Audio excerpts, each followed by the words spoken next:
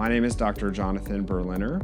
I'm one of the joint replacement specialists at ONS, specializing in primary and revision hip and knee replacement surgery. So I think a lot of patients may have questions regarding who may be a candidate for outpatient joint replacement surgery. We're starting to find that a large majority of patients are actually candidates for same-day surgery.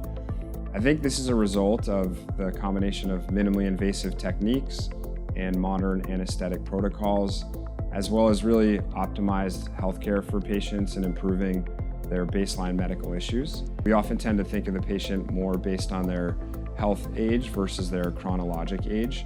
And so even patients these days getting into their 70s and sometimes even early 80s who are healthy and fit without any significant medical issues are candidates for outpatient joint replacement. Of course, this is a discussion to be had with the physician and a shared decision.